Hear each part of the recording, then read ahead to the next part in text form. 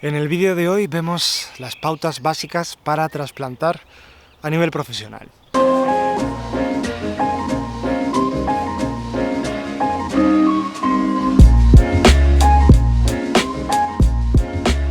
Cuando hablo de lo que significa trasplantar a nivel profesional, no estoy hablando ni de la infraestructura, ni siquiera tanto de la experiencia o de los recursos que tú puedas tener.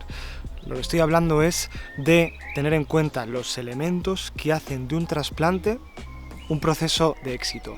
Un proceso en el cual, cuando estamos cambiando esa planta desde un invernadero hasta su sitio definitivo en la huerta, su línea de crecimiento apenas se ve alterada. Obviamente va a haber un cierto descenso de la línea de crecimiento, de desarrollo de la planta, la estamos cambiando de sitio, instalando en un terreno desconocido y por lo tanto la planta va a necesitar unos días para adaptarse al nuevo contexto.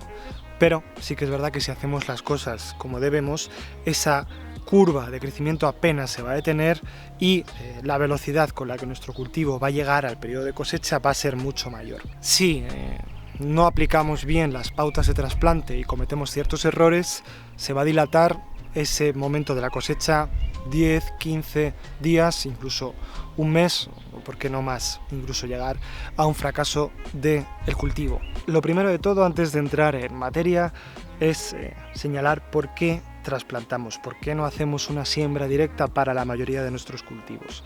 La principal razón por la que nosotros trasplantamos es porque nos permite gestionar mejor el espacio. ¿Qué significa esto? Mientras tenemos una lechuga creciendo en nuestro semillero, en el bancal puede estar creciendo otro cultivo. Durante esos 30 a 40 días que la lechuga necesita para crecer, vamos cultivando otra verdura. Cuando la lechuga llega al momento de ser trasplantada, cosechamos nuestro cultivo en el bancal y colocamos allí nuestra lechuga, por poner el ejemplo de la lechuga. Al final la esencia es que estamos aprovechando nuestro terreno para un cultivo que está bien en exterior mientras estamos preparando el siguiente cultivo. Por otro lado, hacer siembra directa para muchos cultivos es complicado, ya que en momentos iniciales su salud es muy frágil, puede verse desequilibrada por muchos factores, el tiempo, diferentes plagas principalmente, y eso puede retrasar mucho la cosecha o incluso llevarnos al fracaso. Si desarrollamos en un contexto muy cuidado, mucho más protegido, buena parte de nuestros cultivos, cuando llega el momento del trasplante van a tener buen vigor, van a tener buena salud y van a resistir mejor las inclemencias del tiempo en nuestra huerta. Por otro lado, y aunque nosotros en la huerta casi siempre estamos aplicando acolchados, pero para cultivos que tienen una densidad de plantación muy alta, es decir, que por metro o por bancal van muchas plantas, por ejemplo la espinaca, por ejemplo la cebolla, donde no siempre aplicamos un acolchado, el hecho de poder tener un plantel desarrollado ya con 30 a 40 días de crecimiento nos da ventaja sobre las hierbas que no queremos que estén en el bancal. Cuando vamos a trasplantar, si bien teníamos un acolchado, algún elemento de ocultación para evitar que hubiese hierbas, pues ya tenemos esa ventaja ganada. Si no, deservamos antes de trasplantar y estamos generando, como digo, esa ventaja de 30 a 45 días respecto a otras hierbas. En el momento en el que nuestro cultivo haya llegado a un periodo de ya 30 40 días en el bancal definitivo, ha crecido tanto que sombrea el resto de hierbas y la competencia es mucho menor. Lo que estamos haciendo básicamente es facilitarle al cultivo, no tener competencia y desarrollarse bien. ¿Cuáles son los elementos esenciales en un trasplante? El primero tiene que ver con el riego. Tiene que haber una humedad alta, no solamente en el propio plantel, en la propia plántula, sino también en el bancal. Muy importante que antes de trasplantar riegues bien tus semilleros, garantizando que en esa parte de raíz del cultivo haya saturación de agua, haya muchísima humedad, y en tu bancal tiene que haber una humedad suficiente. Es verdad que si antes de trasplantar y de preparar tu cama riegas demasiado, el suelo va a estar demasiado saturado y no vas a poder trabajarlo bien, y de hecho hasta puede ser contraproducente. Por ello tampoco te pases regando en los momentos previos al trasplante, pero sí asegúrate de que hay un cierto nivel de humedad. Lo que puedes hacer es el día anterior aplicar un cierto riego si notas que tu bancal está seco, o un par de horas antes, a través del riego por goteo o de la manguera, aplicar ese riego, pero garantízate que tienes suficiente humedad, de otra manera ese suelo seco va a robarle el agua que hay en el cepillón de tu plántula y esta puede sufrir estrés hídrico y que todo sea un completo desastre. Como he mencionado en otros espacios, tener un plantel sano es esencial. Si tienes un plantel que ya está con problemas, con plagas, con problemas de crecimiento, con algún desequilibrio y trasplantas, vas a perder muchísimo tiempo. Por ello, lo primero que tienes que hacer es elegir un plantel sano. Si es en vivero, sé selectivo, no cojas el primero que veas, y si tienes tu propio invernadero, desarrolla más plántulas de las que a priori es tu objetivo.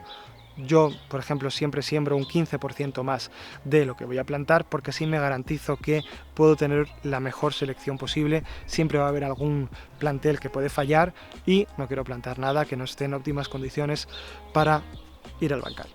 A la hora de trasplantar también tenemos que saber si es el momento adecuado para nuestro plantel, el ser trasplantado. Esto se detecta muy fácil cuando intentamos sacar el plantel del alveolo del semillero donde se encuentra. Si al sacarlo vemos que la propia raíz ya sujeta la tierra en la que ha ido creciendo, significa que hay un desarrollo óptimo de las raíces y del plantel y es un buen momento para ser trasplantado.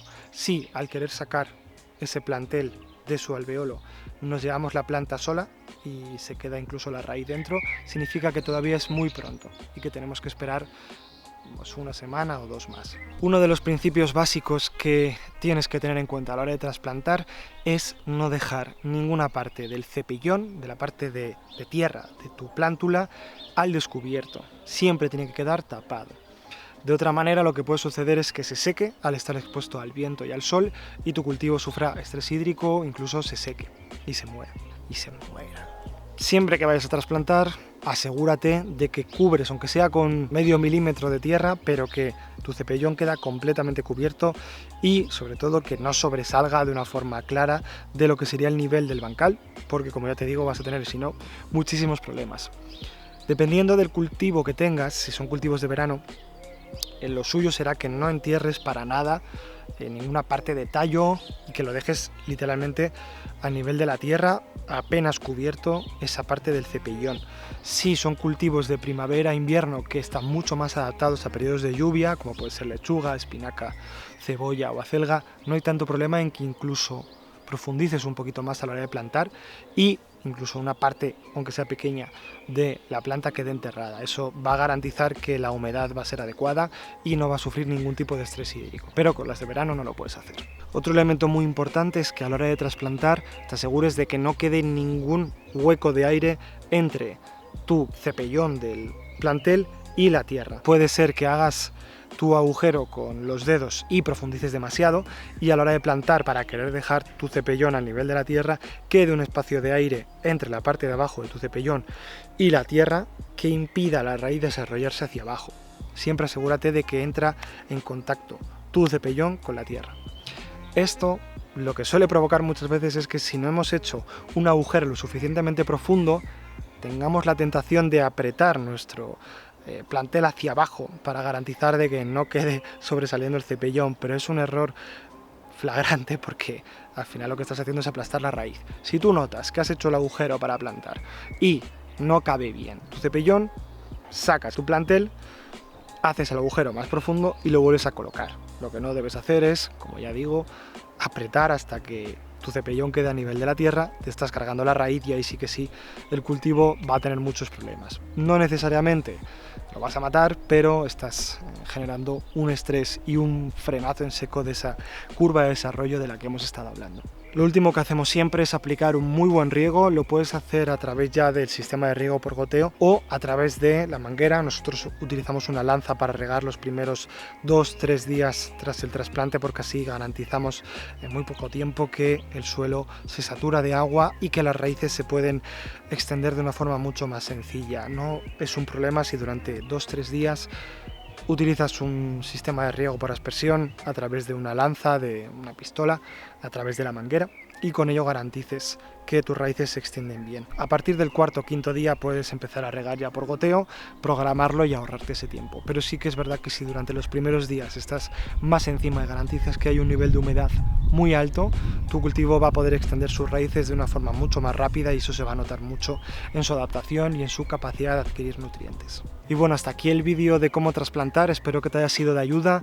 Puedes dejarme en los comentarios cualquier pregunta, si tienes alguna aportación, compartir con el resto de personas qué te funciona a ti a la hora de trasplantar. Si haces algo diferente, pues bienvenido que lo puedas compartir con todos. Y recuerda que si quieres apoyar este canal, pues puedes suscribirte, darle a like, compartirlo con personas que sientas que le pueden interesar, y nos vemos en el siguiente vídeo.